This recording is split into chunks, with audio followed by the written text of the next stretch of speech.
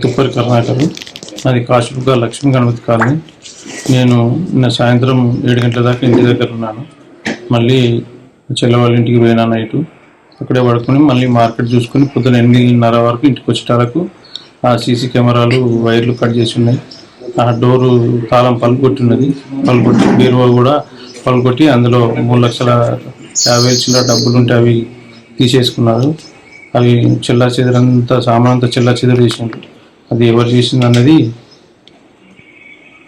నేను గత 20 డేస్ నుంచి 20 రోజుల కంచి ఉండలేను. అంటే వస్తువు పొద్దున్న వచ్చి ఫ్రెష్ అయ్యి సాయంత్రం వరకు ఉండి మళ్ళీ నేను చెల్లెవాళ్ళ ఇంటికి పోయి అక్కడ నైట్ పడుకుని పొద్దున మార్కెట్లో చూసుకొని మళ్ళీ పొద్దున వచ్చి ఫ్రెష్ అయిపోతున్నా. నేను ఒక 4 డేస్ అయితే డబ్బులు పెట్టి అంటే నా రైతుల అమౌంట్ ఇచ్చడం, రైతులకి ఇవ్వడం తీసుకోవడం ఉంటుంది అడ్జస్ట్మెంట్ కోసం. అది అని ఇంట్లో పెట్టిన ఆ డబ్బులు నైటు 3 రోజులు అయితే పెట్టి నిన్న సాయంత్రం వరకు ఉండే. నిన్న నైట్ నేను లేను, చెల్లెవాళ్ళ ఇంటికి పోయి నైట్ మార్కెట్ చూసుకొని పొద్దున ఇంటికి వచ్చేటాలకు 3,50,000 డబ్బులు పోయినాయి. అసలు ఆ డోర్ బెడం కట్ చేసి లోపల పోయి బీరువా వలగొట్టి డబ్బులు మొత్తం తీసుకెళ్ళిండు.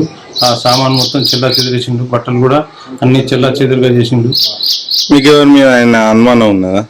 నాకు ప్రస్తుతానికైతే ఎవరు అనేది అంటే ఎవరి మీద అనుమానం లేదు. కాకపోతే దాన్ని ఎంక్వైరీ చేస్తే ఎవరనేది చెప్పచ్చు. మామూలు పోలీస్ స్టేషన్ పరిధిలో లక్ష్మీ గణపతి కాలనీలో తిప్పర్తి కర్ణాకర్ అనే వ్యక్తి తన ఇంటిని లాక్ చేసుకుని నిన్నటి రోజు వెళ్ళి ఈరోజు పొద్దున వచ్చి చూసేసరికి ఇంటి లోపల లాక్ బ్రేక్ అయ్యి బీరువా లోపల దాదాపు 3 లక్షల క్యాష్ పోయిందని చెప్పేసి మాకు ఇన్ఫర్మేషన్ లాగా మేము ఇక్కడికి రావడం జరిగింది. ఇటు విషయంలో కేసు నమోదు చేసుకుని అట్లనే క్లోజ్ టీమ్ తీసుకొని సాధారణ త్వరలో నిందితులను పట్టుకోవడం జరుగుతుంది. ఇప్పుడు దాదాపుగా బయట రాష్ట్రాల్లో వచ్చిన వాళ్ళు ఎక్కువ ఇక్కడ స్టే చేసి కిరాయికి ఉంటున్నారు. వాళ్ళ మీద మీరు ఎలాంటి చేస్తున్నారు?